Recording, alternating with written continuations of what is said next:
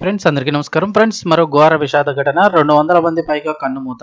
అసలు ఏం జరిగింది ఏంటి వివరాలు తెలుసుకుందాం. వీడియో పూర్తిగా చూడండి. అలాగే తప్పకుండా లైక్ చేయండి. మరిన్ని అప్డేట్స్ కోసం ఛానల్ని సబ్స్క్రైబ్ చేసుకోండి.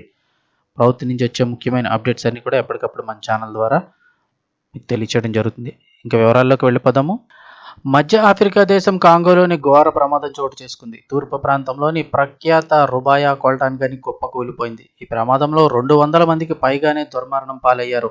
సహాయక చర్యలు ఇంకా కొనసాగుతుండగా మృతుల సంఖ్య మరింతగా పెరిగే అవకాశం అయితే కనిపిస్తోందని చెప్తున్నారు.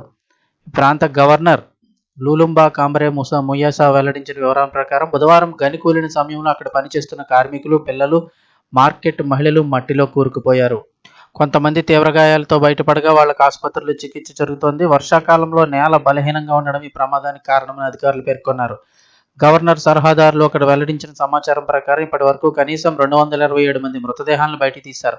సహాయక చర్యలు కొనసాగుతున్నందున ఆ సంఖ్య మరింతగా పెరిగేలా కనిపిస్తోంది అంటున్నారు.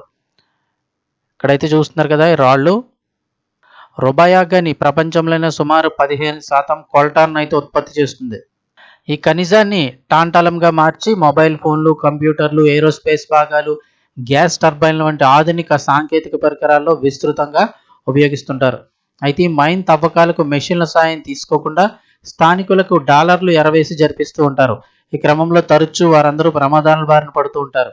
2024 నుండి ఈ గని ఏఎఫ్ఎఫ్సి M23 అనే రెబల్ గ్రూప్ ఆధీనంలో ఉంది. ఐక్యరాజ్య సమితి ప్రకారం ఈ గ్రూప్ గని సంపదను దోచుకొని తమ తిరుగుబాటుకు నిధులు సమకూర్చుకుంటోంది. ఈ చర్యలకు పొరుగు దేశం రువాండా కూడా మద్దతు ఇస్తోందని ఆరోపణలు ఉన్నాయి. అయితే రువాండా ప్రభుత్వం ఈ ఆరోపణలను ఖండించింది. తాజాగా ఇప్పుడు జరిగినటువంటి ప్రమాదం కాంగోలోని గనుల కార్మికుల యొక్క దుర్భర పరిస్థితుల్ని మరొకసారి వెలుగులోకి తీసుకొచ్చింది.